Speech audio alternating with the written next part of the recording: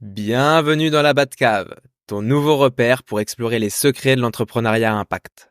Je suis Valentin, ton hôte, un jeune entrepreneur de 25 ans qui a plongé dans ce monde fascinant dès ses 18 ans. En 7 ans d'entrepreneuriat, j'ai acquis tout un tas de connaissances que je souhaite aujourd'hui partager.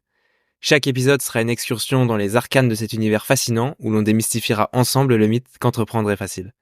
En parallèle, je te documenterai mon aventure avec OVA, mon projet entrepreneurial visant à révolutionner la gestion des déchets plastiques en entreprise. Un vrai documentaire hebdomadaire pour vivre avec moi les hauts et les bas de ce parcours passionnant. Ensemble, nous allons tester, expérimenter et apprendre pour transformer nos projets en exploits dignes des plus grands héros de Gotham. Allez, installe-toi confortablement et on se retrouve tout de suite dans l'épisode du jour.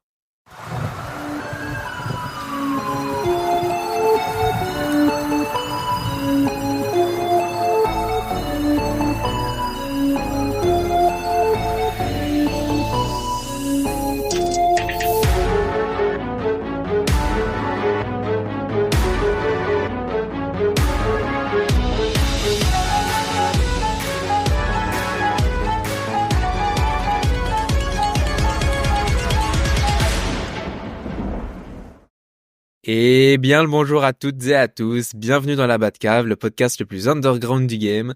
C'est Valentin, votre hôte, et j'ai toujours un accent anglais incroyable. Voilà, on commence bien cet épisode. En tout cas, je suis très content de vous retrouver cette semaine pour ce 3e épisode.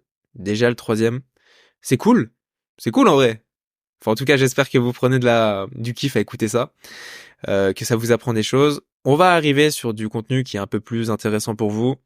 Notamment, de par cet épisode 3, j'ai fait 2 premiers épisodes d'introduction pour un peu me présenter le but de ce podcast. Maintenant, on va rentrer dans le dur de la thématique, on va dire. On va rentrer un peu dans tout ce qui est entrepreneuriat pur, dans tout ce qui est entrepreneuriat impact aussi surtout, mais avant ça, on a pas mal de choses à voir.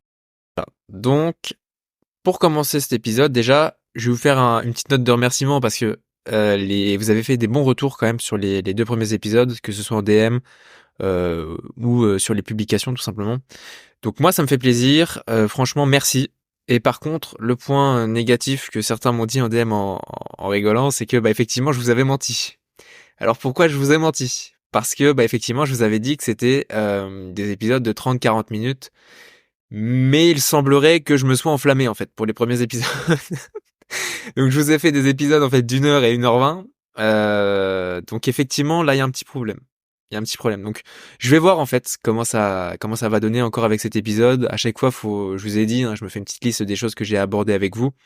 Donc, si effectivement pendant cet épisode, si c'est encore un épisode d'1 heure, les gars, le format on le tournera peut-être plus vers un épisode d'1 heure. Parce qu'en tout cas, je trouve que c'est très complet comme ça et que j'aime bien en fait ce format-là parce que je trouve qu'on se pose, on prend du temps, on échange sur un sujet. Et finalement, moi, je trouve que c'est pas si déconnant que ça. Donc, n'hésitez pas à me dire, en tout cas, si 1 heure ça fait trop, si vous préférez 30 ou 40 minutes.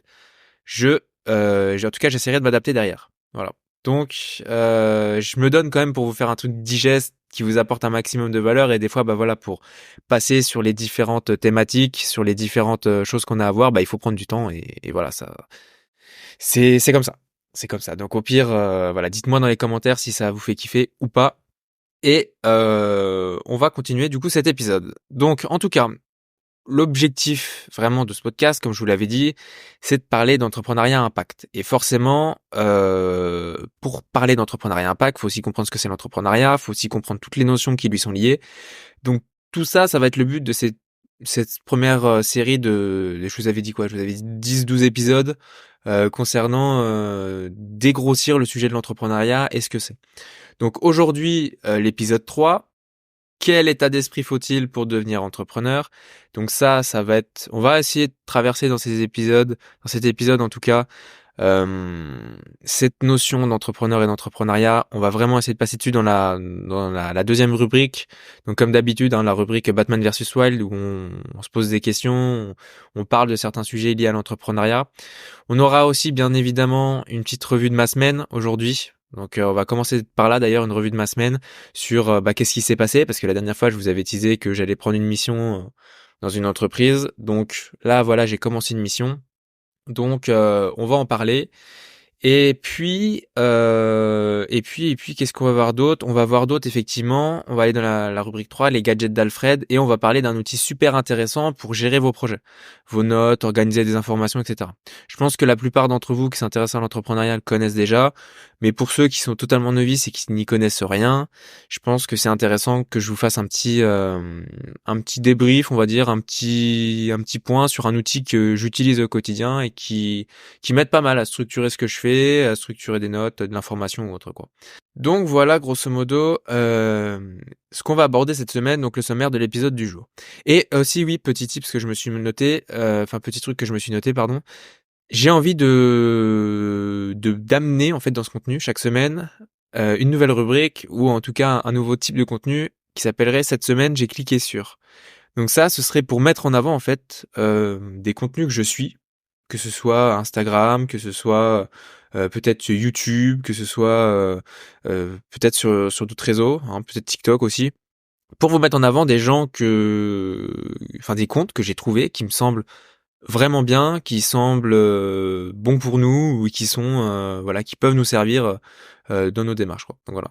Donc ça, dites-moi ce que vous en pensez aussi.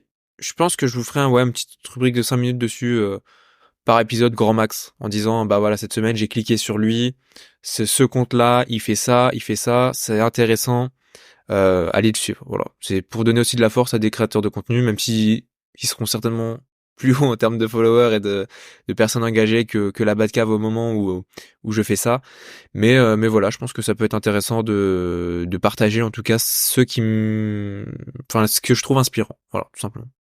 Donc, on est parti pour la rubrique 1, la semaine de Valentin.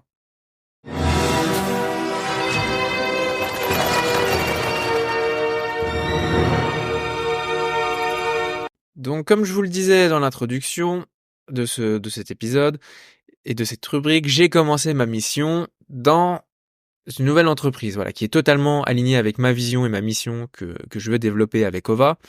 Donc ça, c'est top. J'ai commencé cette mission-là, ça va me faire monter en compétence sur mes sujets, ça va me faire apprendre à travailler mieux en équipe, apprendre ouais, c'est ça, à travailler avec des gens, ça va me faire apprendre à mieux connaître les acteurs de l'environnement économique, pardon, de mon secteur. Donc, voilà. Donc, comment ça s'est passé cette semaine? Eh ben, faut savoir qu'ils m'ont fait un petit repas de bienvenue. Voilà, donc ça fait super plaisir. Alors bon, bien évidemment, hein, c'était une occasion, on va dire, mon arrivée de faire ça. Ils m'ont pas spécialement fait un repas pour moi. C'était une occasion aussi de rassembler les équipes et de passer du temps avec tout le monde. Parce que bah, dans les entreprises, en général, bah, vous savez, il y a toujours chacun est un peu dans son pôle, chacun est un peu aussi pris par son travail et ses missions, n'est pas souvent sur le site. Certains sont en déplacement, certains se croisent, d'autres non. Donc là, c'est l'occasion de rassembler tout le monde et de passer un temps d'échange avec tout le monde, quoi. Donc c'était un bon moment. Moi, ça m'a permis de faire un peu connaissance avec mes nouveaux collègues du coup. Et puis bah ça m'a permis aussi de rencontrer un peu chacun, d'en avoir un premier visuel, on va dire, sur les têtes qui étaient dans l'agence quoi. Donc ça permet un peu de comprendre le caractère de chacun, de voir un peu qui sont les bonnes personnes à aller voir ou non dans l'entreprise. Enfin, on en reviendra sur ces différents profils-là. Mais voilà, donc moi je suis très content de commencer ça. Donc je vous le dis, en plus il y avait du soleil, il y avait machin. Donc on arrive sous le soleil, et je commence l'émission. Bon bref, ça se passe plutôt bien. Donc c'était un changement assez brutal parce que bah, quand on a l'habitude de travailler depuis chez soi ou depuis des bureaux où on est un peu tout seul parce que bah, je sais plus si je vous l'avais dit ou non, mais en tout cas dans le pôle pépite où je suis, donc le PIL à Nancy, voilà, j'avais la possibilité de prendre un petit bureau et de travailler seul dans un petit bureau, donc c'était un peu mon espace de travail. Donc ça c'était cool. Et du coup, bah, quand on passe d'un environnement comme ça, où on est un peu seul à travailler dans sa bulle, à un environnement collectif, bah, c'est un changement brutal. Mais c'était un changement qui était attendu de mon côté. Et grosso modo, je trouve que c'est un changement qui est positif dans l'organisation parce que ça me permet de revoir mon organisation de projet, comment j'avance sur OVA, et aussi bah, mon organisation personnelle dans mon travail. Parce que bah, j'ai peut-être pas forcément les bonnes méthodes, j'ai peut-être utilisé des méthodes qui sont les miennes et qui me correspondent, mais qui sont pas scalables après, qui sont pas importables à d'autres personnes le jour où je viens travailler en équipe. Donc ça m'apprend à réfléchir un peu plus grand que moi et me dire bah le jour où je recruterai des gens aussi, il faudrait que j'ai tel ou tel type de document, tel ou tel type de méthode, tel ou tel type de process. Voilà. Donc grosso modo, bah j'apprends à bosser en équipe, à mieux suivre les documents aussi, mieux les classer, mieux construire en fait mon répertoire de connaissances aussi et ce genre de choses. Ça c'est super important et c'est vrai que quand on travaille tout seul, on a un peu l'habitude pardon de mettre ça un peu dans des dossiers à droite à gauche, de sauvegarder dans des comment on appelle ça dans les favoris sur Google ou autre ou sauvegarder juste des liens. Mais en fait, il y a une structure de l'information à mettre en place aussi qui est intéressante et ça, bah, par exemple, ces premières semaines de boulot m'ont appris entre guillemets à faire ça, que je ne faisais pas jusqu'à maintenant tout simplement. Voilà. J'étais pas trop dans ça. Moi, j'étais plus à récupérer des informations et ensuite à me dire ah ok, je me souviens où je l'avais vu. Mais là, c'est vrai que depuis que je structure ça, en tout cas cette semaine, bah, je me retrouve plus facilement. Voilà. Mais ça, c'est des problématiques que j'avais pas conscience forcément avant quand j'étais tout seul. Donc ça c'est top, ça c'était le premier point. Ensuite bah mise en place d'une routine jalonnée hebdomadaire parce que bah effectivement avant je travaillais un peu à ma sauce en me disant bah ok là je suis vas-y je me sens bien je vais y aller je vais faire 2 heures de ça 2 heures de ça après oh bah je vais prendre une petite pause parce que là je suis pas productif donc je vais aller marcher ou faire autre chose et bah en fait ça participe un peu au fait que je sois pas très efficace dans mon travail si là aujourd'hui je suis capable de mettre effectivement des temps donnés et de structurer ma journée via un calendrier que je m'impose, effectivement on augmente la productivité et on augmente un peu tout ce qui est lié à ça, donc la qualité du travail et la bonne structure on va dire des informations qui y sont liées quoi. Donc j'aime bien ça finalement parce que bah ça me professionnalise et ça structure toutes les connaissances que j'ai apprises et je pense que c'était un peu mon point faible au niveau de mon parcours scolaire et pro, c'est que depuis toujours bah voilà, j'avais trouvé moi-même des techniques pour m'organiser et bah c'était peut-être un peu déconnecté de la réalité et de ce qui peut se faire de mieux, on va dire, ou qui aurait pu être plus efficace. Donc j'aurais pu être plus efficace et avancer plus vite sur mes projets et tout ce que je voulais si j'avais mieux structuré tout ça. Donc je vais pas vous détailler tout ça maintenant. Je pense on y reviendra un jour dans un épisode. Voilà, se structurer, être productif et tout ça, c'est aussi le but du podcast. Monter en compétence là-dessus. Donc moi-même, quand j'aurai fixé, on va dire ces problèmes-là, bah, je pourrais vous en parler pour pouvoir vous dire un peu comment j'ai fait pour euh, pour y remédier, quoi. Et qui dit bien évidemment arriver dans un nouveau lieu de travail, dit également arriver dans un environnement dans lequel il y a déjà des habitudes. Et dans ces environnements, bah voilà, je vous ai fait un petit descriptif des personnes qui peuvent y avoir. Donc, t'as les gens sérieux, qui sont à peine arrivés, à peine t'arrives toi dans l'entreprise, ils s'inquiètent de comment tu vas interférer avec leurs habitudes, savoir si tu vas servir à quelque chose ou pas, parce que bah voilà, c'est vrai que les autres personnes des autres services, ils sont pas forcément au courant de ce qui se fait dans ton service et des problématiques et des besoins personnels qu'il y a. Donc c'est l'occasion aussi voilà de discuter avec eux et d'échanger quoi. Mais voilà, ils veulent aussi s'assurer que t'es pas un branque, que s'assurer que t'as un bon CV, que t'es quelqu'un de compétent, voir si t'es un stagiaire café ou si t'es un stagiaire qui va leur apporter de la valeur. Donc ça c'est voilà le premier type de personne qu'on peut rencontrer dans ces entreprises, dans ces structures là quand t'arrives en tout cas dans un nouvel environnement, c'est bah voilà les gens sérieux qui veulent un peu directement savoir qui t'es et ce que tu vas leur apporter quoi. Ensuite, t'as les déconneurs. Alors eux, rien qu'à les voir, tu les repères direct. Tu sais que bah, plus tu passes du temps avec eux, pire c'est. Parce que les mecs, ils vont t'emmener dans des bourbiers, ils vont te faire des vannes toute la journée et du coup, ça va un peu, c'est eux qui vont un peu ruiner ta productivité, tu vois. Tu vas être dans une phase de productivité, il y a le mec qui va arriver, et là, il va te tomber dessus, il va te faire une descente du coude et il va te raconter des conneries, et là, t'es finito. Donc, ça, c'est bien aussi de les voir comme ça, si t'arrives à les jauger directement, bah tu te dis oula, lui faut que j'évite ou voilà, faut que j'arrive à mettre des coupures, des stops à ces personnes-là.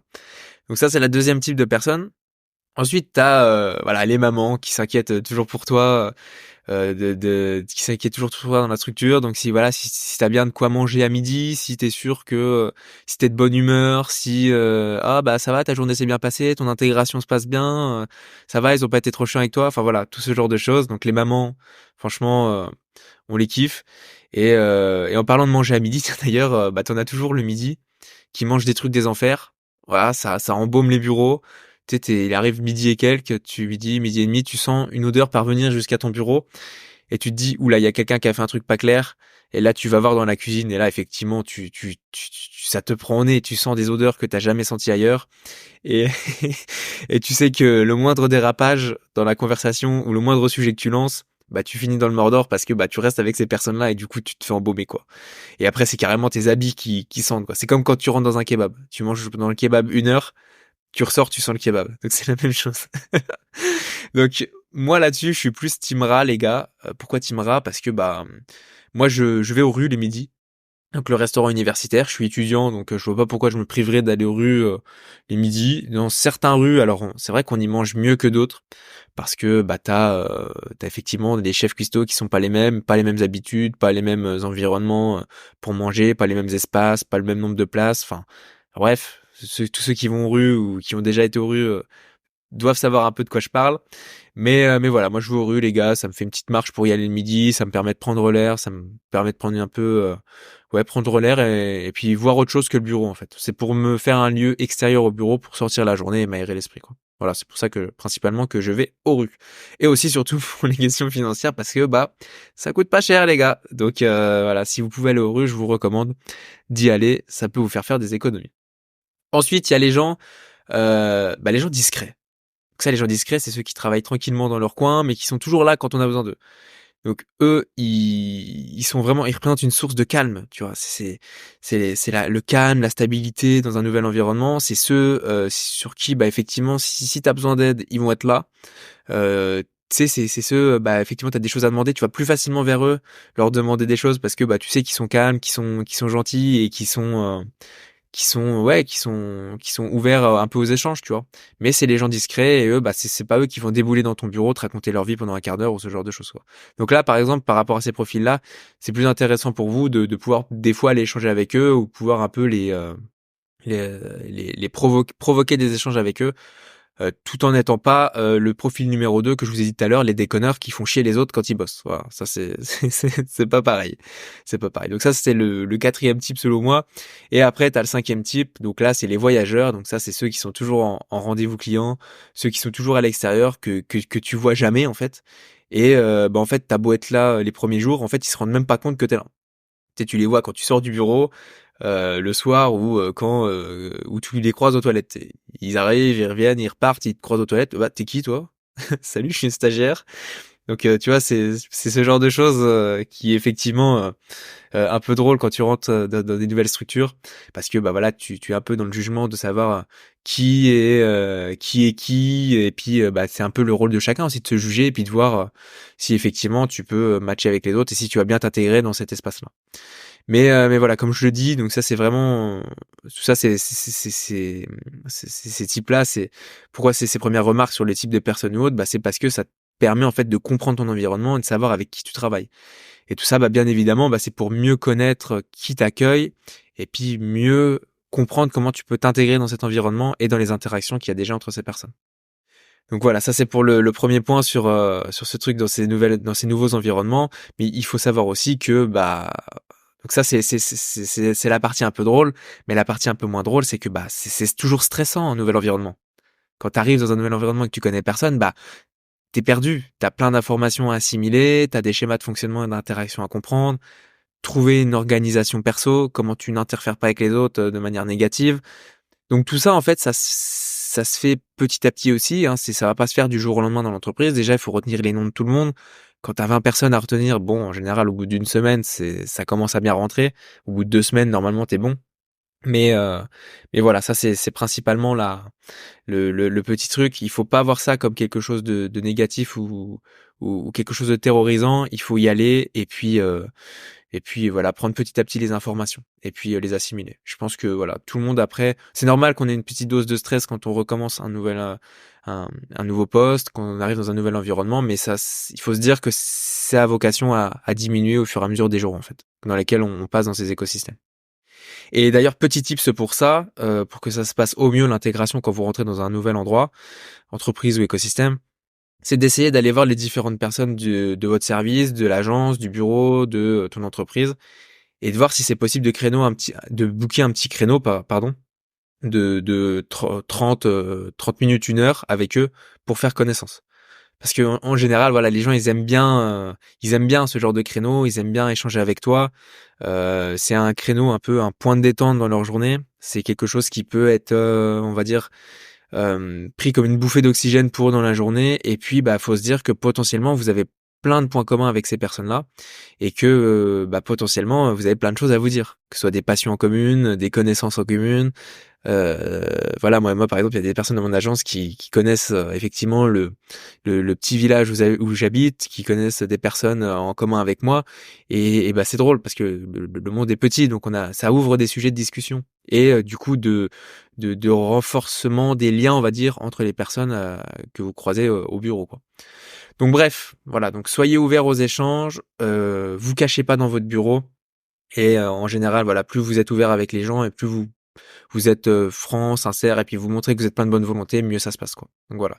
Donc vous l'aurez compris, du coup, nouveau départ pour moi dans ce mois-ci, et bah ça fait du bien. Voilà, ça fait du bien, ça fait une bouffée d'oxygène.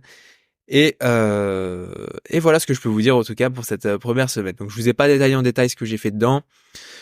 C'est pas le but, c'était plus une petite notion un peu comme ça, un peu drôle, un peu notion de vie sur quand on rentre dans un écosystème, comment il fallait un peu se comporter et ce qu'on pouvait y retrouver.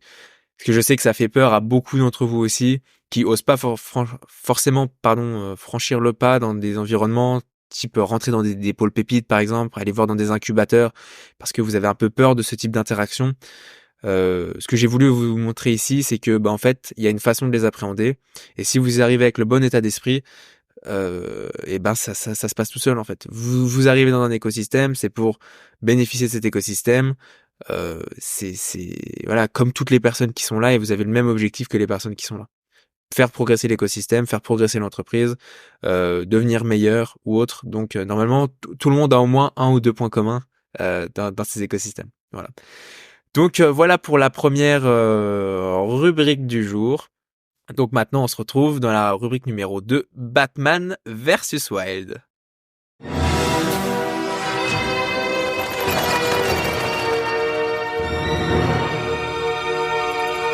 Donc rubrique numéro 2, Batman versus Wild. Donc là, on va attaquer le sujet de la rubrique qui est quel état d'esprit faut-il pour devenir entrepreneur. Donc ça, bien évidemment, c'est à prendre, enfin c'est pas à prendre avec des pincettes, c'est mon point de vue à moi par rapport à la chose. Et je vais vous passer en revue différents points qui vous aideront à vous faire une idée, en tout cas, de l'état d'esprit qu'il faut avoir pour être entrepreneur et de la personnalité aussi qui va avec ça. C'est mon point de vue à moi. Certains auront d'autres points de vue, mais c'est ça aussi qui fait la richesse de ce sujet. Donc, la définition classique de l'entrepreneuriat, ça varie légèrement selon les sources, mais elle converge vers l'idée que l'entrepreneuriat, c'est un acte, en fait, c'est l'acte de créer et de développer un projet ou une entreprise dans le but de générer ou non des profits. Voilà. Générer ou non des profits ou de répondre à un besoin spécifique. Donc d'ailleurs, ça peut être une association, entreprendre, ça peut être créer une association aussi, quoi. L'entrepreneuriat, ça implique souvent la prise de risque, ça implique de la créativité, de la persévérance, une capacité aussi à innover pour se différencier des autres, et aussi bien sûr pour réussir dans le monde des affaires. Parce que si vous êtes comme tout le monde, vous allez avoir les mêmes résultats que tout le monde. C'est ce qu'on dit souvent. Donc en résumé, voilà, l'entrepreneuriat, ça peut être défini comme un processus dynamique, on va dire, qui consiste à créer, développer ou gérer une entreprise, une association, la création d'un projet. Enfin, c'est réaliser des objectifs économiques ou sociaux. Voilà selon moi, ce que ça peut être. Donc maintenant qu'on est d'accord sur le fond, il faut savoir qu'il y a différents points de vue là-dessus. C'est que il y a certains qui disent qu'on est entrepreneur et d'autres qui disent qu'on le devient en faisant. Alors il y a plusieurs possibilités de répondre à ces affirmations. Il n'y a pas de bonne réponse et on va essayer en tout cas d'aborder ça sous deux angles différents. Et vous choisirez grosso modo celui qui vous correspond le mieux et celui qui vous parle le mieux. Parce que voilà, on n'est pas tous pareils, on n'a pas tous les mêmes motivations. Donc d'une part, on va dire que c'est vrai qu'il y a certaines personnes qui semblent avoir une inclinaison naturelle pour l'entrepreneuriat. Vous savez, c'est des personnes avec des traits de personnalité comme la créativité, la prise de risque, la persévérance, la résilience. Enfin, ce genre de profil, on les voit et on arrive à les reconnaître dans notre environnement parce qu'ils sont plus enclins que certains autres à vouloir créer quelque chose et à se bouger, mettre les actions en face de ce qu'ils veulent en fait. Donc ça fait partie d'une croyance. Donc c'est dire que c'est inné et que bah ces traits de caractéristiques en fait ils se développent pas. Mais en fait ça se développe en fait de par les expériences pratiques et l'apprentissage continu que vous faites aussi au jour le jour. Donc réfléchissez bien à ça sur bah effectivement si vous vous sentez pas entrepreneur aujourd'hui, vous sentez pas que vous avez ces capacités ou cette inclinaison naturelle de créativité, de prise de risque ou autre, c'est toutes des caractéristiques qui se cultivent en fait. Donc il faut avoir du recul là-dessus et pas se dire bah non, j'ai pas de créativité, je suis pas entrepreneur. Non, j'ai pas d'inclinaison naturelle à la prise de risque, je suis pas entrepreneur.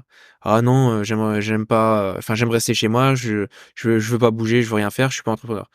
C'est pas vraiment là-dessus qu'il faut aller et qu'il faut tabler.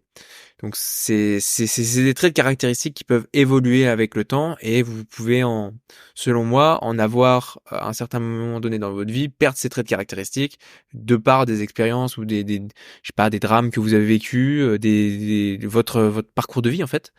Et bah vous pouvez aussi en développer d'autres quoi. Donc ça c'est d'un côté ce qu'on pourrait dire sur les deux angles de vue de l'entrepreneuriat. Et il y a aussi l'autre angle de vue pardon qui se base sur l'expérience et l'environnement qui jouerait un rôle crucial en fait dans le développement entrepreneurial. En tout cas des skills entrepreneuriales. Parce que bah effectivement, en pratiquant l'entrepreneuriat, tu prends des risques calculés, t'apprends des échecs parce que t'as eu des échecs forcément. Hein, l'entrepreneuriat, c'est pas une success story directement, c'est assez rare même. Et c'est souvent un parcours semé d'embûches. Donc tu apprends de ça. Donc c'est au final ton expérience qui se développe là. C'est au final l'environnement qui a joué un rôle parce qu'il t'a accentué ou pas ta réussite. Et il faut savoir aussi en tirer des conclusions, pardon, et surtout saisir des opportunités qui se présentent à toi. Donc on peut acquérir des compétences nécessaires pour réussir à devenir entrepreneur au fur et à mesure du temps et au fur et à mesure des épreuves qu'on apprend aussi. Donc il y a ces deux points de vue du coup qui s'opposent, de dire soit c'est naturel et c'est venu à la naissance et du coup je suis comme ça, je peux pas être autrement. Donc là si vous dites ça, les gars, dommage pour vous parce que vous pourrez pas évoluer. Parce que pour moi, il y a ce trait de effectivement, il y a un caractère qui vous attribue à la naissance, mais qui peut évoluer avec le temps. Et l'autre facteur qui est super important et à prendre en compte, c'est selon moi aussi l'expérience et l'environnement dans lequel vous êtes. Parce qu'effectivement, l'expérience, ça va jouer un rôle sur ce que vous avez fait, la façon dont vous êtes amené à l'échec et vous recommencez. Quand vous êtes bébé et que vous vous levez pour marcher, vous y arrivez pas du premier coup. C'est pareil entrepreneur, ça prend pareil. On va dire avec il y a des étapes en fait, on va dire. Tu te dis pas du jour au lendemain je suis entrepreneur. Tu te dis OK, je veux acquérir des compétences qui m'aideront à être entrepreneur, je veux arriver à faire ça qui m'aidera à être entrepreneur, je veux arriver à devenir tel ou tel type de personne qui m'aidera à devenir ou asseoir mon autorité ou ma personne d'entrepreneur, mais tu ne l'es pas du jour au lendemain. Donc voilà, il y a deux façons de voir ça euh, sur euh, sur le fait d'être entrepreneur, à la naissance ou en cultivant. Et ne restez pas bloqué dans l'une ou dans l'autre. Il faut savoir prendre les parties, on va dire, des deux camps. Voilà ce qu'on peut dire en tout cas sur les traits de personnalité et les différents caractères qu'il faut pour être entrepreneur. Maintenant, j'aimerais qu'on passe sur le pourquoi en fait. Bien souvent, on veut devenir entrepreneur. Quels sont les avantages en fait et les opportunités uniques que et opportunités uniques ou les gratifications personnelles que ça peut apporter d'être entrepreneur. Donc on va avoir une petite rubrique, voilà, avantages, inconvénients maintenant. Donc là, Grosso modo, le principal sujet qui revient souvent, c'est que, être entrepreneur, ça t'apporte la liberté et l'autonomie. Ça offre, voilà, la liberté de créer, ton propre emploi du temps, de prendre tes propres décisions stratégiques, de contrôler ton destin financier, ton destin, à plus grande échelle et ça permet aussi une plus grande autonomie et une gestion, une autonomie dans la gestion de tes actes au quotidien. En tout cas, c'est ce que beaucoup de personnes pensent et c'est ce qui revient souvent. Ensuite, tu as, le point numéro 2. L'avantage numéro 2, c'est que c'est bien souvent, c'est aussi une réalisation personnelle. Créer et développer une entreprise produit ça procure en fait un sentiment de satisfaction et d'accomplissement personnel qui est une bonne dose d'adrénaline en fait pour beaucoup d'entrepreneurs, qui est une bonne dose de voilà, c'est un peu comme une drogue, hein. Voilà, j'arrive à faire mon projet, j'arrive à monter ma belle entreprise, elle tourne bien, elle est belle. Enfin, voilà, donc ça, c'est une réalisation personnelle d'être fier de ce qu'on a fait, de travailler. On a l'opportunité de concrétiser nos idées et c'est ce qui est extrêmement gratifiant. Donc ça, c'est vraiment le point numéro 2, la réalisation personnelle. Ensuite, on a un point numéro 3, c'est plutôt aussi la passion du travail. Donc là, bien souvent, tu travailles par obligation pour en fait aller chercher de l'argent pour pouvoir te nourrir ou parce que t'as pas trouvé le métier de tes rêves, parce qu'il te nourrir, payer, te nourrir, faut payer ton loyer, faut faire toutes ces choses. Bien souvent aussi, ça t'offre la possibilité de vivre de ta passion, l'entrepreneuriat, et du coup de travailler par passion, c'est un avantage majeur. T'as beaucoup d'entrepreneurs qui ont la possibilité de s'investir dans un domaine qui les passionne et ça constitue une énorme source de motivation tous les jours en fait.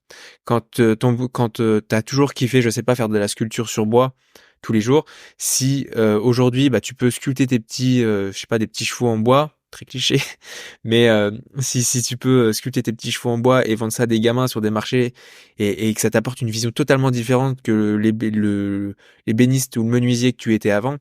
Vous voyez, c'est de quelle manière je vis ma passion en fait. De quelle manière je peux vivre de ce que j'aime. Et ça, c'est une possibilité qu'offre l'entrepreneuriat. Par la passion au travail, en fait, tout simplement. Donc ça, c'est super cool. Et ça, c'est un des vrais avantages de l'entrepreneuriat, pouvoir vivre de sa passion. Et tout le monde n'a pas cette chance-là. Et les entrepreneurs sont très chanceux de pouvoir vivre de leur passion. Tout le monde n'y arrive pas, attention. Mais certains y arrivent et trouvent le moyen de fonctionner et d'y arriver, tout simplement. Ensuite, le point numéro 4, c'est que, en fait, l'entrepreneuriat, ça te donne la possibilité de donner un sens à ton activité. Il y a des fois où tu vas travailler dans une entreprise et il y a plein de tâches que tu trouves, voilà, pas sensées ou tu te dis, mais pourquoi je fais ça? C'est pas ce qui me plaît, c'est pas ce que j'aime faire.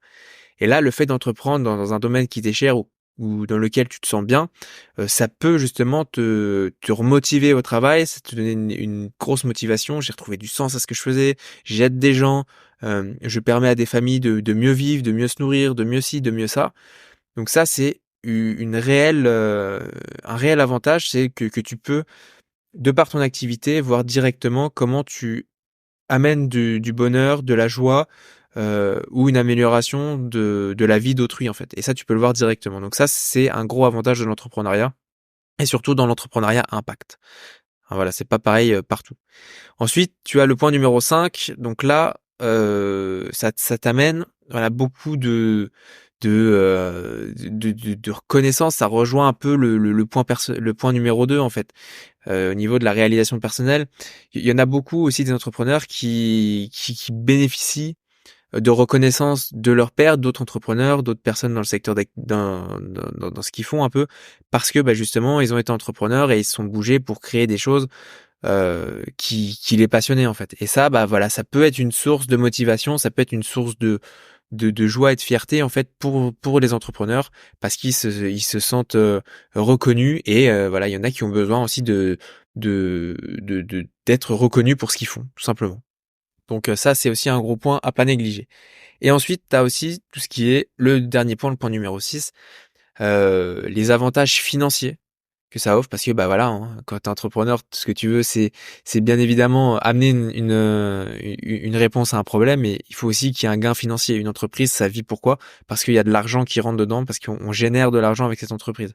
Et du coup, effectivement, quand tu es entrepreneur, tu peux avoir une plus grosse flexibilité, on va dire, sur comment tu te verses ton salaire et combien de salaire tu te donnes en fait. Quelle va être ta rémunération? Est-ce que tu as besoin de plus, de moins? Est-ce que tu peux te donner un meilleur salaire avec ton entreprise ou pas? Est-ce que tu attends et que tu te donnes un dividende à la fin de l'année? Enfin, ça offre beaucoup de schémas de raisonnement autour de ça, et c'est ça aussi qui peut attirer les entrepreneurs. Le gain financier autour de la fiscalité, autour de tout ça.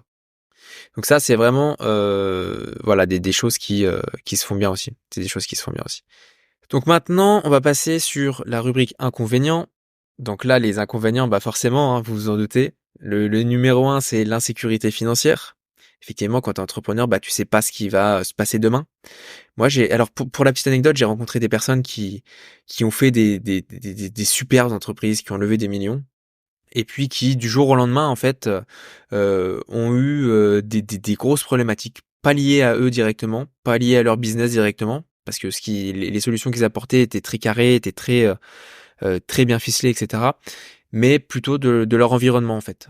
Un coup de malchance, un gros contrat qui doit signer et qui signe pas parce que la personne avec qui vous deviez le signer, bah en fait a divorcé de sa femme, ou a divorcé de son mari, ou a décidé voilà, a subi un accident dans sa vie personnelle et ne peut pas venir le jour J pour signer ce contrat. Et ben vous en êtes dépendant directement financièrement. Donc ça, c'est un gros inconvénient par exemple, et qui peut couler des boîtes. Voilà, un imprévu de votre environnement qui peut ruiner totalement des années de travail. Donc ça, c'est très compliqué de bâtir une sécurité financière sur l'entreprise que vous créez, parce que vous allez aussi peut-être prendre des risques à titre personnel, financier, pour vous en sortir, pour faire vivre cette entreprise. Donc attention à ces points-là. Ça peut être aussi un inconvénient financier enfin ça peut être un inconvénient, cette insécurité financière qu'il y a au quotidien, pardon. Ensuite, l'autre inconvénient, le gros point numéro 2 de là-dessus, c'est effectivement, hop là, on fait tomber des choses, c'est pas grave. Le gros point, c'est gros deuxième point, pardon, ça va être les contraintes administratives et fiscales. Parce qu'effectivement, bah, quand t'es entrepreneur, t'as plein de paperasse à faire, administratif. Surtout en France, on sait que on est le pays de l'administratif, les millefeuilles administratifs, etc. Donc là, effectivement, ça peut être compliqué parfois et ça peut être un gros inconvénient. Pour avoir créé une société, je vous dis qu'effectivement, c'était pas, enfin voilà, il y a quand même pas mal de papiers à faire. On en reparlera ça aussi dans un épisode. Je viendrai vous donner un peu les grandes étapes de la création d'entreprise. Ça pourrait être intéressant pour vous préparer. Et puis donc voilà, donc ça, gros inconvénient numéro 2, la contrainte administrative et fiscalité. Ensuite, gros point d'inconvénient numéro 3, la charge de travail. Ça, effectivement, les gars, vous êtes tout seul à créer une entreprise, ou à deux, vous n'êtes pas 50. Donc forcément, la tâche de 50 personnes que vous devez faire, vous la faites à deux. Donc ça donne forcément plus de boulot au départ. Si ça marche bien, après vous recruterez et vous passerez vous passerez le boulot à d'autres personnes. Mais en tout cas, à un moment donné, va falloir faire le travail de 10 pour arriver à créer une entreprise et à montrer que vous êtes compétent dans un domaine. Ensuite, le gros inconvénient numéro 4, la sédentarité et l'isolement. Parce que, comme je vous le disais au début de ce podcast, dans les premiers épisodes, de ce pourquoi j'ai créé la Batcave, c'est que bien souvent, quand on crée une boîte ou quand on veut créer un projet entrepreneurial, on est seul. On est seul et on est dans son coin, dans sa cave, dans sa Batcave, à réfléchir sur son ordinateur à comment on pourrait faire ci, ça, ou comment on pourrait, quel type de business on pourrait monter, comment on pourrait avoir le plus d'impact, etc. Au début, on commence tout seul. Et les gens autour de nous, que ce soit votre entourage, vos amis, vos parents, vos cousins, vos copains, copines, tout ce que vous voulez, ils ne comprennent pas pourquoi vous infligez ça, pourquoi vous travaillez autant pour quelque chose. Et ça, c'est vrai que ça peut être dur à vivre des fois, et ça amène justement de l'isolement social, et ça amène aussi ce truc de sédentarité, de toujours travailler, de toujours être au même endroit et de toujours bosser sur ce que vous faites, quoi. Donc voilà, donc ça peut être compliqué. Et le dernier point, on va dire l'inconvénient financier que ça peut amener aussi, c'est que voilà, quand t'es entrepreneur, surtout les auto-entrepreneurs, il me semble, il y a beaucoup plus de difficultés d'obtention de prêts, par exemple, parce que on n'est pas trop sûr si votre activité va marcher, si vous y arrivez bien à en vivre, vous avez des revenus en dents de scie, on sait pas trop. Donc ça peut faire peur. Ça peut faire peur à des banquiers, ça peut vous empêcher d'aller chercher ce qu'il vous faut pour vous vivre personnellement, pour vous acheter votre maison, votre appart ou autre. Donc voilà, grosso modo, qu'est-ce qu'il faut en retenir de quel état d'esprit faut-il pour être entrepreneur, enfin, ou pour devenir entrepreneur. C'est voilà qu'il y a beaucoup de façons de voir les choses. Il faut s'attendre à être pris dans pas mal de galères. Il faut s'attendre à ce que ce soit un échange équivalent, tout simplement. Vous voulez une paire d'avantages, que ce soit la reconnaissance, la liberté, l'autonomie, travailler de votre passion, etc. Ça va vous demander d'être dans des situations financières plus compliquées. Ça va vous demander d'avoir plus de contraintes administratives, etc. Plus de charges de travail, plus d'isolement. Mais est-ce que c'est pas un juste milieu au final à trouver entre ces deux-là? Et est-ce que c'est pas ce qui vous apportera le bonheur dans votre vie perso après? C'est la perception de chacun, mais ça me paraissait important de vous amener sur ces sujets-là pour que vous compreniez avant de vous lancer dans quelque chose sans savoir vers où vous allez, quoi. Voilà. Donc ça, c'était pour la rubrique numéro 2. Et maintenant, on va passer à la rubrique numéro 3, les gadgets d'Alfred.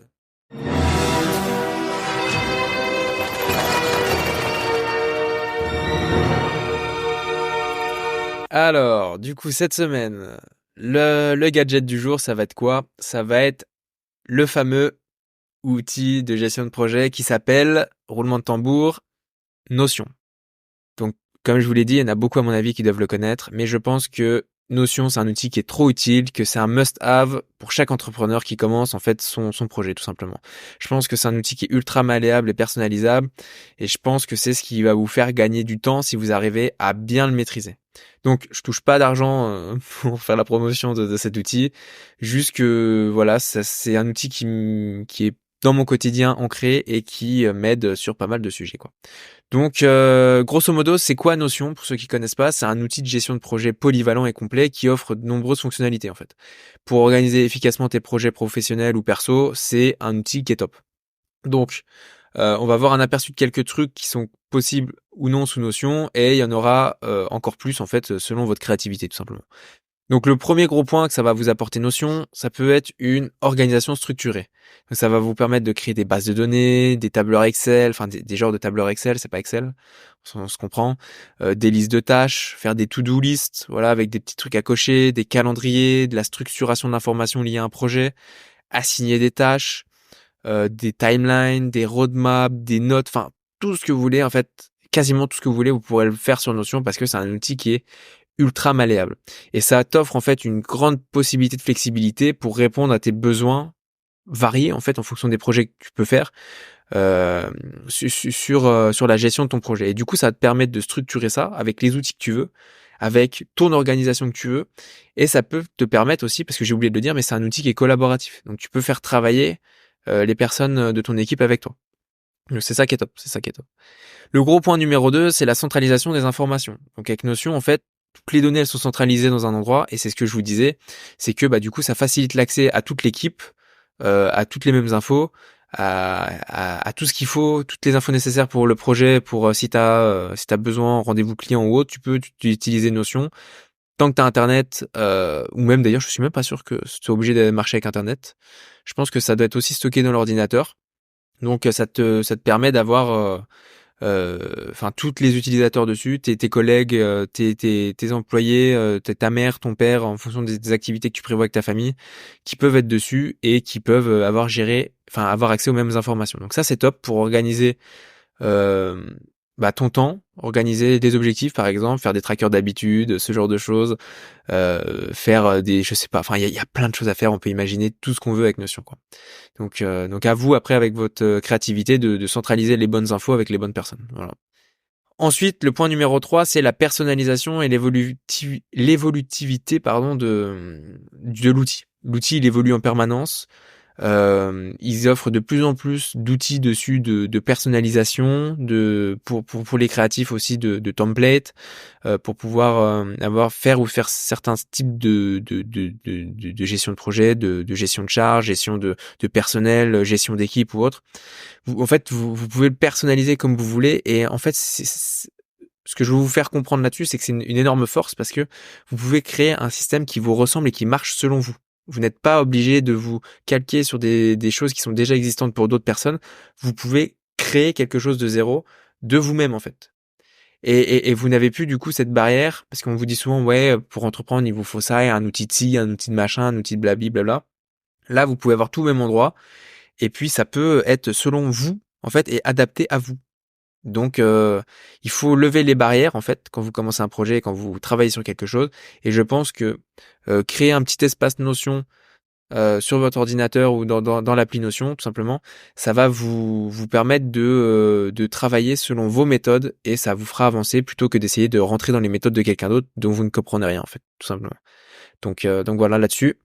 Et je le disais, point numéro 4, je l'avais mis, donc c'était la collaboration simplifiée, donc travailler avec tout le monde. Et le point numéro 5, c'est vraiment la gestion complète du projet. Donc là, c'est vraiment, tu peux faire des listes de tâches en fait. Donc tu travailles en équipe, tu assignes une tâche à quelqu'un, par exemple. Tu lui dis, je veux qu'elle soit faite pour telle date, donc tu peux l'associer aussi avec un calendrier, avec des visuels, des liens vers Internet. Donc c'est des liens qui vont s'ouvrir dans des espèces de petites pages. C'est comme si vous colliez une image en fait, mais avec le lien et le contenu du site, par exemple. Donc vous pouvez mettre des visuels, vous pouvez mettre des liens, vous pouvez faire des kanbans pour l'organisation. Vous pouvez mettre et la planification aussi, ouais, c'est super intéressant. Et vous pouvez de cette manière en fait structurer et dire bah ok, j'assigne telle tâche à Sandra, j'attache telle tâche à Max, j'attache telle tâche à Pierre, à Paul ou à Jacques, on s'en fout. Et du coup, après, eux, vous pouvez suivre leurs avancées avec les listes de to-do, les liens qui vous remontent ou ce genre de choses. Donc, c'est parfait pour faire de la gestion de projet et travailler en équipe. C'est vraiment, hein, je vous le dis, allez le tester. Je vous mettrai d'ailleurs un lien Notion dans le descriptif de ce podcast, pardon. Et vous pourrez aller dessus regarder un peu, ceux qui connaissent pas, à quoi ça ressemble. Et sinon, il y a plein de formateurs ou de personnes sur YouTube qui peuvent vous faire des tutos et qui vous expliqueront comment ça marche. Donc ça, c'est cool. Aussi parce qu'il y a une grosse communauté open source qui vous met à disposition de la data et pas mal d'infos sur ces sujets-là, quoi. Donc, allez vous renseigner et vous allez voir, vous allez faire pas mal de trucs avec. Et le dernier point, le dernier banger, c'est que c'est un outil qui s'intègre et qui s'automatise super bien. Donc avec des outils comme Google Drive, Slack, pardon, Trello, et ça, tu peux mettre de l'automatisation partout dans tes process avec des logiciels comme Zapier, Make, oui c'est ça Make, anciennement Integromat.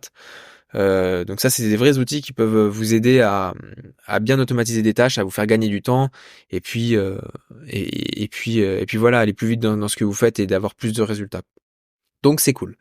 Donc il y a un peu de boulot bien sûr au début pour structurer votre notion, pour comprendre les interactions avec les bases de données, avec enfin c'est pas si compliqué que ça à comprendre. Vous regardez quelques vidéos sur YouTube, ça se fait très bien. Et sinon, vous pouvez faire des systèmes qui sont très simples aussi, pas obligé de faire des machines à gaz, quoi. Donc une fois que vous avez l'outil en main, c'est vraiment top. Et il y a plein de ressources et de templates gratuitement qui sont mis à disposition par la communauté. Des widgets pour faire un peu de tuning sur le Notion, pour le rendre plus stylé, mettre des horloges, des trucs.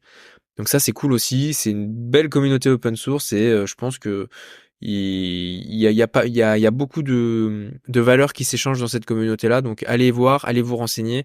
Et bref, pour finir, voilà, je peux vous dire que c'est un outil qui est un super outil, que c'est vraiment pas mal, que moi ça m'aide maintenant depuis quelques années, et puis voilà, appropriez-le vous, faites la différence avec, regardez si ça peut vous aider ou pas. Si ça peut pas vous aider, bah tant pis, vous le prenez pas, ma foi.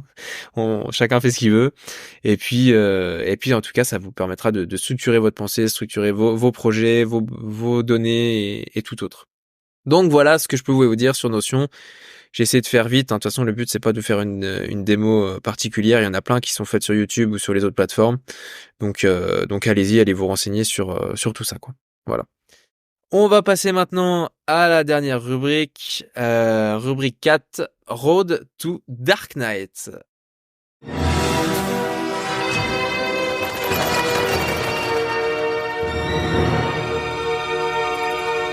Alors, rubrique Road to Dark Knight. Donc, vous savez, c'est la rubrique défi où on se challenge pour devenir le Dark Knight, le Chevalier Noir. Donc là, on va faire un petit point retour sur le défi de la semaine dernière. Vous savez, on a parlé du sommeil la semaine dernière dans le dernier épisode et comment augmenter sa qualité de sommeil, grosso modo, en comprenant son fonctionnement et en sachant que, effectivement, il y avait des façons de l'optimiser, on va dire. Donc, me concernant en tout cas, alors déjà, j'espère que vous avez joué le jeu. J'espère que vous vous êtes donné un peu là-dessus et que vous vous êtes dit, tiens, je vais tenter quand même de travailler un peu mon sommeil et de voir si je peux ou non l'améliorer et me sentir mieux, plus en forme, plus autre en travaillant ce sommeil. Moi, en tout cas, c'est ce que j'ai essayé de faire, donc c'est cool. Je vais vous dire que ça s'est grosso modo bien passé. Donc j'ai essayé de faire ce que j'ai dit la semaine dernière. J'ai coupé mon tel et les écrans à peu près 1 heure avant de dormir pour essayer vraiment de m'acclimater à cette période avant sommeil pour vraiment que mon cerveau se repose et que il y ait pas toutes ces lumières bleues qui interfèrent, etc. Donc ça a été un peu ça s'est pas passé comme je voulais directement parce que bah effectivement mon objectif en faisant ça c'était de récupérer des heures de sommeil en plus parce que bah avec cette nouvelle prise de mission par exemple je me lève 2 heures plus tôt qu'avant parce que bah voilà il faut que j'aille en ville sur Nancy travailler donc voilà quand on rentre dans une ville les matins aux heures de pointe c'est tout un bordel et on se prend facilement 45 minutes enfin en tout cas je me prends à peu près 45 minutes de trajet donc il fallait voilà que je me lève plus tôt, que je sois plus en forme et donc du coup pour ça j'ai décidé de récupérer des heures de sommeil. Donc au début l'adaptation elle a été compliquée parce que mon corps en fait il voulait pas dormir le soir avant 23 heures à minuit parce que c'était les heures où où je me couchais avant pendant des années et du coup bah j'étais en galère quoi. J'étais clairement en galère, mon corps ne voulait pas dormir, j'étais là, je réfléchissais et je m'énervais parce que bah je voulais pas dormir. Mon corps voulait pas dormir. Par contre, le fait de se poser comme ça à 22 heures en fait, voilà, sans tel et puis en disant: «Bon 22h30 je coupe le tel» et les écrans du coup et ben, en fait, bah, pendant 1 heure, le corps, bah, voilà, comme je vous disais, il voulait pas dormir et au bout d'1 heure 30 à peu près, 1 heure 30 je ressentais de la fatigue. Donc ça me faisait dormir quand même vers 23 heures minuit. Et du coup, bah, c'était compliqué, on va dire les premiers jours de la semaine, la première bonne moitié de semaine, on va dire. Parce que bah, mon corps voulait pas s'endormir et je ressentais pas de signaux de fatigue. Et il y a seulement les jours d'après, on va dire à partir ouais, on va dire je dirais à partir de 5 jours, on va dire 4 5 jours, mon corps a commencé à s'habituer à ce nouveau rythme et là ça devenait beaucoup plus simple de m'endormir avant parce que je ressentais une fatigue en fait de par ma journée de boulot, de transport, de retravailler sur Ova le soir quand je rentrais. Donc il y avait une fatigue qui s'accumulait, on va dire, et du coup c'était plus facile aussi de trouver le sommeil, on va dire. Donc moi je l'ai fait, j'ai essayé de m'adapter comme je le pouvais, j'ai réussi. Donc ça s'est pas fait dans les premiers jours, comme je vous l'ai dit, ça s'est fait plutôt dans les 5 jours d'après, on va dire. Donc perdez pas l'objectif de vue. Laissez le temps en fait à votre corps de s'adapter parce que au final chacun s'adapte à son rythme. Moi ça a pris ce temps-là mais peut-être que vous ça vous mettra plus 30 jours, 20 jours ou je sais pas, ça dépend. Ça dépend du corps que vous avez, hein, j'ai envie de vous dire s'il est bon, en bonne santé ou pas. Mais perdez pas l'objectif de vue, hein, c'est comme tout, il faut du temps. Voilà, il faut du temps et j'aimerais bien que voilà que vous mettiez là-dedans aussi. Je pense que c'est une bonne manière de faire et de voir les choses, de prendre le temps pour soi, de se reposer, augmenter la qualité de son sommeil, augmenter la durée de son sommeil aussi. Euh, Enfin, je vous jure les gars, enfin pour le vivre, pour le faire du coup. Je vais pas dire que c'est révolutionnaire, mais c'est quand même quelque chose de super bien de commencer sa journée en étant en forme et puis en étant dans le coltard comme ça pendant 2 heures le matin ou 3 heures quoi. C'est voilà, c'est mieux pour moi je trouve et j'espère que vous l'avez ressenti aussi pour ceux qui ont fait le test. Et puis voilà. Donc mettez-vous là-dessus, essayez de travailler ça. Ceux qui l'ont pas fait la semaine dernière, essayez de le faire.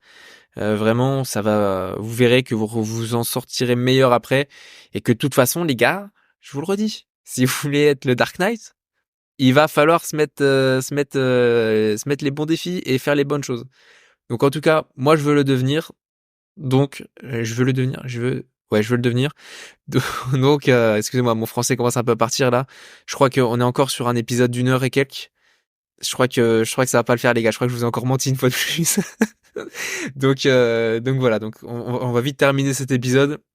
Donc du coup voilà, mettez-vous là-dedans, mettez-vous cet objectif, essayez de tenir un bon sommeil pour avancer. Et puis du coup l'objectif de cette semaine que je vais vous donner, le nouveau défi, ça va être de définir votre pourquoi et définir quel est votre état d'esprit entrepreneurial. Pourquoi en fait vous posez-le sur papier sur pourquoi vous voulez entreprendre, qu'est-ce qui vous motive Qu'est-ce que posez-vous et demandez-vous en fait pourquoi vous voulez entreprendre. Est-ce que c'est pour l'argent, pour la liberté, pour le statut social, pour remplir une mission, pour être mieux dans votre vie? Posez-vous, prenez le temps et marquez ça sur un papier, que ce soit votre mission et que vous vous souveniez pourquoi vous le fassiez, enfin pourquoi vous le faites. Oh putain, mon français ça devient de pire en pire. Pourquoi vous le faites du coup? Vous levez chaque jour et travaillez sur vos projets. Quelles sont vos ambitions? C'est important déjà, ne serait-ce que de définir son pourquoi. On verra après plus loin sur les d'autres choses à se fixer et à se dire pour être dans le bon état d'esprit. Mais en tout cas, pour l'instant, définissez votre pourquoi. Donc, si c'est pour l'argent, la liberté, le statut social, remplir une mission, être en raccord avec vos valeurs ou autre, définissez-le et on se tiendra au courant. Pareil, la semaine prochaine, moi, je vous dirai quel a été mon pourquoi aussi et comment je vais mettre en place des choses autour pour que ça s'atteigne. Voilà, voilà. Donc, bah écoutez, je pense que l'épisode du jour il touche à sa fin. J'espère que vous avez entrevu la lumière dans le ciel de Gotham. Je vous remercie de m'avoir accordé votre temps. J'espère que l'épisode il vous a plu. Pareil, j'espère que vous avez pris un peu une petite dose d'un peu d'humour, de légèreté avec ce podcast, une petite touche aussi de ramener à la réalité et de savoir ce que vous faites. Voilà, de voir un peu si comment vous en êtes dans votre projet, est-ce que vous posez les bonnes questions? Si ça peut vous aider, en tout cas, vous posez les bonnes questions, c'est top. Continuez d'hisser haut et fort vos couleurs, d'allumer des feux là où vous passez. Ça, c'est super important. Je vous demande pas d'être des pyromanes dans la nature, les gars. Je vous demande d'allumer des feux dans votre écosystème entrepreneurial. On reviendra sur cette notion-là. J'aime beaucoup cette notion d'allumer des feux. Donc, on en reviendra là-dessus. Et surtout, rappelez-vous que peu importe le fort intérieur, seuls vos actes comptent. Donc là, c'est pareil. Si vous voulez devenir le Dark Knight, il va falloir mettre des actions en face. Donc voilà, en tout cas, n'hésitez pas à me faire des retours sur ces épisodes. Dites-moi ce que vous avez pensé de l'épisode. N'hésitez pas à interagir dans les commentaires en notant l'épisode 5 étoiles. Ça m'aide beaucoup pour le développer. Et puis, bien évidemment, comme d'habitude, je vous invite à suivre le compte Instagram, @labatcavepodcast, le TikTok, le YouTube, pour ne rien manquer. Et puis, sur ce, je vous souhaite une agréable fin de journée et je vous dis à bientôt dans un nouvel épisode de La Batcave.